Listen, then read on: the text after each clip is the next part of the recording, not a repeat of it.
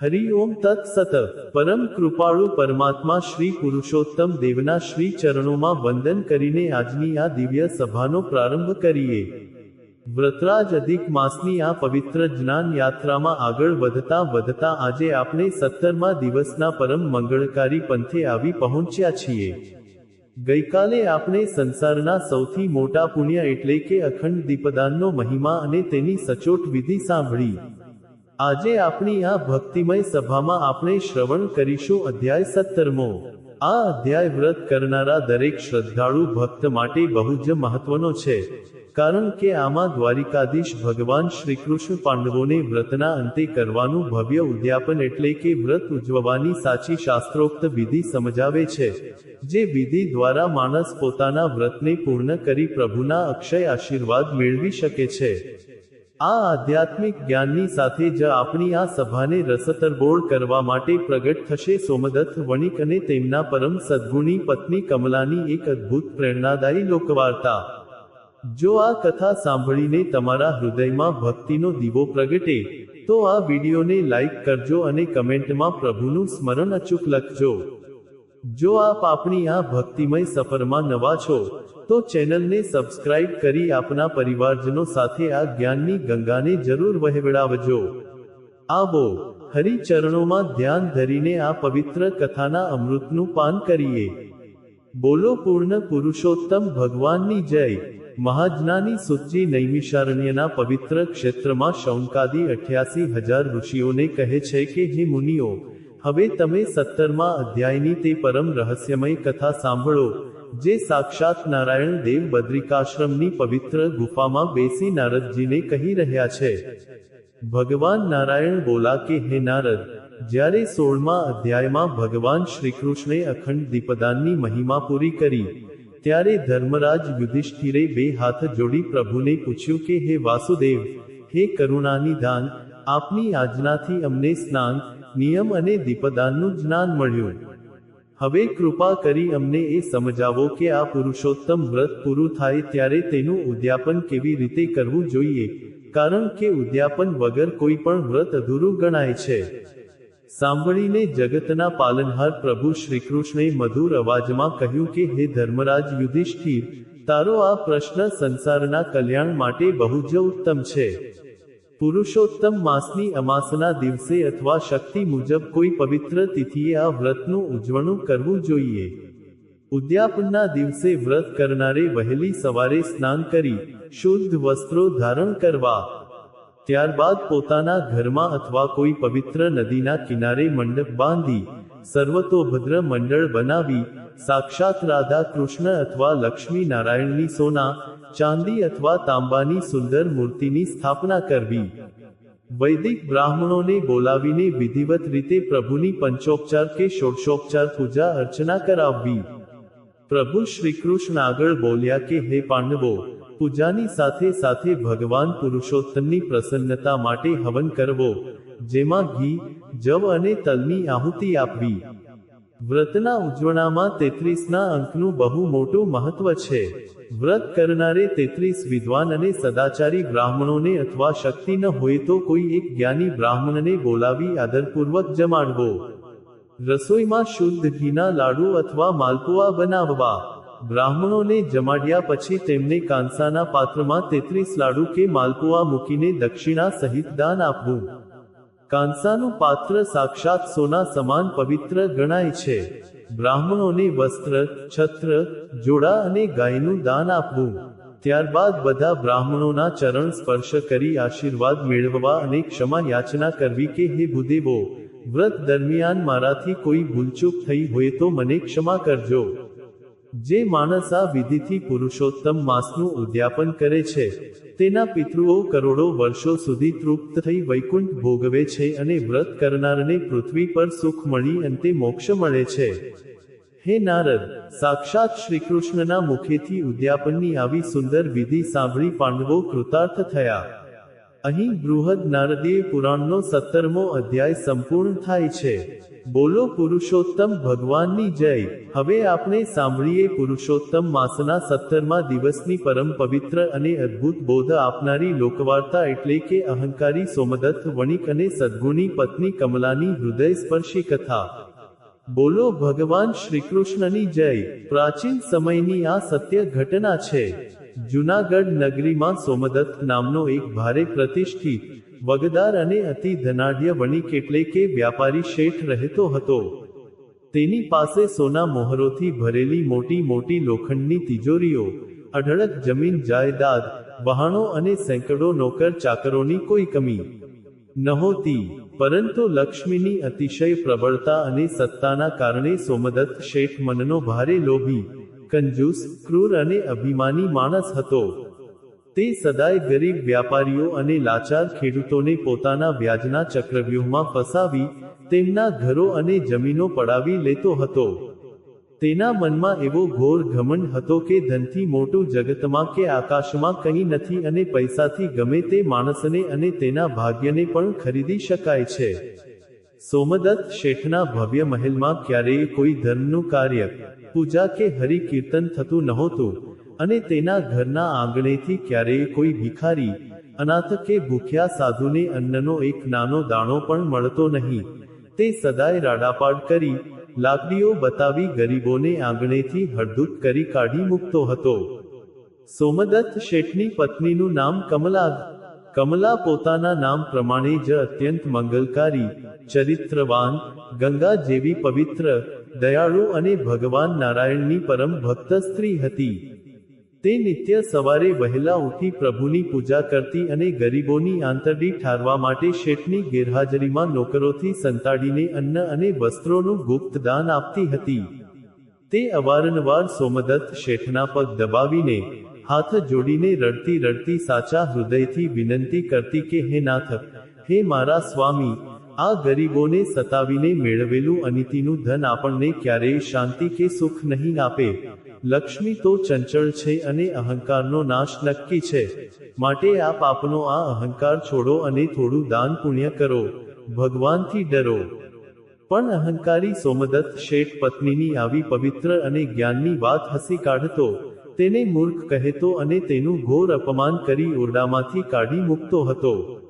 સમય પોતાની અવિરત ગતિએ વીતતો ગયો અને સોમદત્ત શેઠના પાપનો ઘડો પૂરેપૂરો ભરાઈ ગયો. એક વર્ષે જૂનાગઢ નગરમાં અચાનક કુદરતનો કોપ થયો અને મધ્યરાત્રિએ ભયાનક વાવાઝોડું અને પૂર આવ્યું. આ ભયાનક આપત્તિના કારણે સોમદત્ત શેઠના તમામ મોટા અન્નની ગોડાઉનો, વ્યાપારની દુકાનો અને તેનો 7 માળનો ભવ્ય આખો આલિશાન મહેલ પળવારમાં જમીનદોસ્ત થઈ કચડાઈ ગયો. તેની ગુપ્ત તિજોરીઓમાં રાખેલું સોનું, હીરા અને અઢળક નાણું ઊંડા કાટમાળમાં દબાઈને સદા માટે ગાયબ થઈ ગયું. જે લોકો શેઠ પાસેથી લાખો રૂપિયા વ્યાજે લઈ ગયા હતા, તેઓ પણ આ આપત્તિમાં કાં તો માર્યા ગયા અથવા રાતોરાત નગર છોડીને ક્યાંક દૂર ભાગી ગયા. માત્ર એક જ રાતની અંદર અબજોપતિ સોમદત્ત શેઠ રસ્તા પર આવી ગયો. તે સાવ કંગાલ, ભિખારી, એકલો અને નિરાધાર બની ગયો. આટલો મોટો આઘાત, સત્તાનો નાશ અને ધનનો વિનાશ સોમદત્ત શેઠ જીવતે જીવ સહન ન કરી શક્યો અને તેના મગજની નસ ફાટી જતાં તેને ઘોર લકવો મારી ગયો અને તેના શરીરમાં ભયાનક કોઢ નીકળ્યો. તેનું અડધું શરીર સાવ નકામું અને કાળું થઈ ગયું. આખા શરીરમાંથી પરુ નીકળવા લાગ્યું અને તે બોલવા ચાલવા માટે પણ તદ્દન અસમર્થ બની પથારીવશ થઈ ગયો. જે શેઠની આગળ પાછળ હજારો નોકરો હાથ જોડીને ફરતા હતા, તેને આજે વનમાં પાણીનો એક ઘૂંટડો પાવા વાળું પણ કોઈ સગું વહાલું નહોતું બચ્યું.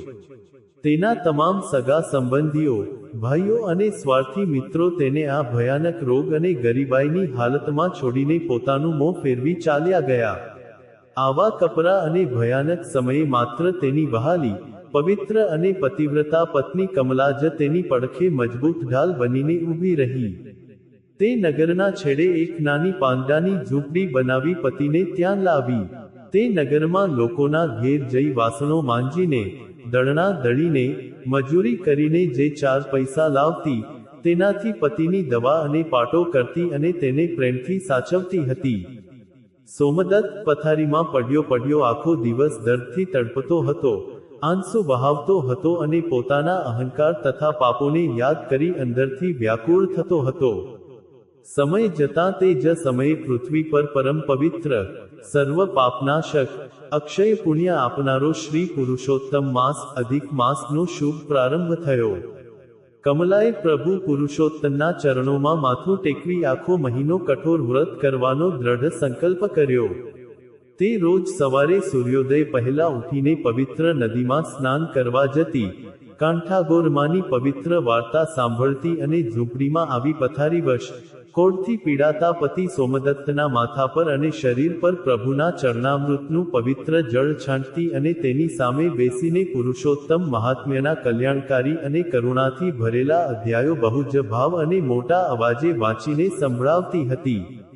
સોમદત્ત હલનચલન કરી શકતો નહોતો, પણ તે પથારીમાં લાચાર થઈ પડ્યો પત્ની કમલાના મુખેથી આ દિવ્ય પૌરાણિક કથાઓ બહુ જ શ્રદ્ધા, આદર અને એકાગ્રતાથી સાંભળતો હતો. જેમ જેમ કથાના પવિત્ર શબ્દો દરરોજ તેના કાનમાં ગયા, તેમ પુરુષોત્તમ ભગવાનની દિવ્ય માયાથી સોમદત્ત શેઠનું પાષાણ જેવું કઠોર હૃદય પીગળવા લાગ્યો. તેનો સઘળો અહંકાર, લોભ અને ઘમંડ ઓગળી ગયા, અને તેને જ્ઞાન થયું કે ધન તો માત્ર હાથનો મેલ છે, સાચું ધન તો પ્રભુની ભક્તિ અને સંતોષ છે. તેની આંખોમાંથી પસ્તાવાના આંસુઓની નદી વહેવા લાગી. તે મનોમન પ્રભુ નારાયણની ક્ષમા માંગવા લાગ્યો કે હે દીનદયાળ, હે કરુણાનિધાન, મેં આખી જિંદગી ગરીબોને સતાવ્યા, ખેડૂતોની જમીનો છીનવી, સાધુઓનો અનાદર કર્યો, પવિત્ર પત્નીને મારી, મને મારા પાપની યોગ્ય સજા મળી છે. પ્રભુ, મને આ રોગથી મુક્તિ ન આપો તો કાંઈ નહીં, પણ કૃપા કરી મારા આ અશુદ્ધ આત્માનો ઉદ્ધાર કરો. આખો મહિનો કમલાએ પાણી પીને આકરું વ્રત કર્યું અને સોમદત્ત ઘોર પથારીમાં સૂતા માત્ર સાચો પસ્તાવો કરી એકચિત્તે કથા શ્રવણનું પરમ પુણ્ય મેળવ્યું. પુરુષોત્તમ માસના વ્રતના પરમ પ્રભાવથી અને કથા શ્રવણના અમોઘ પુણ્યથી વ્રતના અંતિમ દિવસે એટલે કે અમાસના દિવસે એક બહુ મોટો અને અકલ્પનીય ચમત્કાર થયો. વ્રતના છેલ્લા દિવસે જ્યારે કમલા પ્રભુ પુરુષોત્તમની અંતિમ આરતી ઉતારી રહી હતી અને કપૂર પ્રગટાવી ઘંટેડી વગાડી રહી હતી, ત્યારે અચાનક સોમદત્તના લકવાગ્રસ્ત અને કોઢવાળા અંગોમાં એક દિવ્ય શક્તિનો સંચાર થયો. તેનું આખું શરીર પળવારમાં જ એકદમ સ્વસ્થ, સુંદર, રોગમુક્ત, કોઢ વગરનું અને સોના જેવું તેજસ્વી બની ગયું. તે કૂદકો મારી પથારીમાંથી ઊભો થઈ ગયો અને દોડીને પત્ની કમલાના ચરણો પકડી લીધા અને હર્ષના આંસુ વહાવતા બોલ્યો કે હે દેવી, તું મારી પત્ની નહીં પણ સાક્ષાત ભૂની મોકલેલી દૂત છે. તારી ભક્તિ અને આ પવિત્ર પુરુષોત્તમ માસના પ્રતાપે આજે આ પાપી સોમદત્તને નવું જીવન અને નવી દિવ્ય બુદ્ધિ મળી છે. તે જ ક્ષણે આખી ઝૂંપડીની અંદર કરોડો સૂર્ય સમાન એક દિવ્ય પ્રકાશ ફેલાયો અને સાક્ષાત ભગવાન પુરુષોત્તમ ચતુર્ભુજ સ્વરૂપે હાથમાં શંખ ચક્ર ધારણ કરી રાધાજી અને લક્ષ્મીજી સાથે પ્રગટ થયા. પ્રભુના આવા અલૌકિક દર્શન કરતા જ બંને દંપતી આંસુ વહાવતા પ્રભુના શ્રી ચરણોમાં સાષ્ટાંગ દંડવત પ્રણામ કરી ઢળી પડ્યા. ભગવાને હસીને પોતાના કોમળ હાથે સોમદત્તને બેઠો કર્યો અને મધુર વાણીમાં કહ્યું કે હે સોમદત્ત, તારા પાપ બહુ મોટા અને ઘોર હતા, જેની સજા તને નરકમાં મળવાની હતી. પણ આ પવિત્ર માસમાં તે જે પરમ શ્રદ્ધાથી પત્નીના મુખેથી મારા મહાત્મયની કથા વાર્તાનું શ્રવણ કર્યું છે અને અંતઃકરણથી સાચો પસ્તાવો કર્યો છે, તેનાથી તારા તમામ 7 જન્મોના પાપો ભસ્મ થઈ ગયા છે. પ્રભુએ કમલાને આશીર્વાદ આપ્યા કે તારી પવિત્રતા અને વ્રતથી તારો આખોય પરિવાર ધન્ય બન્યો છે. ભગવાને તેમને નાની પાંદડાની ઝૂંપડીને સાક્ષાત હીરા મોતીથી જડાયેલા સોનાના સુંદર મહેલમાં બદલી નાખી અને કાટમાળમાં દબાયેલું તેમનું બધું જ ધન બમણું કરીને પાછું પૃથ્વી પર પ્રગટ કરી દીધું. સોમદત્ત શેઠ તે દિવસથી તદ્દન બદલાઈ ગયો. તેણે પોતાના અઢળક ધનનો મોટો ભાગ ગરીબોની સેવા પાછળ, અનાથ આશ્રમો અને અન્નક્ષેત્રો ચલાવવામાં તથા ગાયોની વિશાળ ગૌશાળા બનાવવામાં વાપરી નાખ્યો અને પોતે પત્ની સાથે નિત્ય પ્રભુ પુરુષોત્તમની ભક્તિ કરવા લાગ્યો. જીવનના અંત સમયે સાક્ષાત ભગવાન પુરુષોત્તમનું સોનાનું દિવ્ય વિમાન પૃથ્વી પર આવ્યું અને સોમદત્ત તથા કમલા સદેહે પૃથ્વી પરથી સીધા પરમધામ વૈકુંઠમાં સદાકાળના અખંડ સુખ માટે ગયા. હે ભગવાન પુરુષોત્તમ, જેવા તમે સોમદત્ત શેઠનો સાચો પસ્તાવો સ્વીકારી કમલાની ભક્તિ અને વ્રતથી તેમના પર પડ્યા અને તેમનો ઘોર કષ્ટોમાંથી ઉદ્ધાર કર્યો, તેવા આ પવિત્ર 17મા અધ્યાયની દિવ્ય કથા કહેનાર, સાંભળનાર, પૂજન કરનાર અને આ વિડિયો શ્રદ્ધાથી જોનાર સૌ ધર્મપ્રેમી ભક્તોને ફળજો અને સૌનું પરમ કલ્યાણ કરજો. બોલો પુરુષોત્તમ ભગવાનની જય. ભક્તિભાવથી સભર આજની આ પવિત્ર વાણી અહીંયા વિરામ પામે છે. 17મા દિવસનું આ કલ્યાણકારી જ્ઞાન તમારા ઘરમાં સુખ અને વૈભવ લાવે તેવી પ્રભુ ચરણોમાં પ્રાર્થના. આશા રાખું છું કે આજની આ સુંદર કથા તમારા અંતરને આહલાદક આનંદ આપી ગઈ હશે. જો કથા ગમી હોય તો તમારા પવિત્ર ભાવો કમેન્ટ બોક્સમાં જરૂરથી લખજો. આવતીકાલે આપણે એક અદ્ભુત નવી વાર્તા અને વિશેષ રહસ્યો સાથે 18મા અધ્યાયની દિવ્ય કથામાં ફરી મળીશું. ત્યાં સુધી પ્રભુના સ્મરણમાં લીન રહો, સદા પરમ શાંતિ ભોગવો. આપ સૌ શ્રોતાઓના હૃદયમાં બિરાજેલા પ્રભુ નારાયણને મારા આદરપૂર્વક પ્રણામ. રાધે રાધે. જય શ્રી કૃષ્ણ મિત્રો.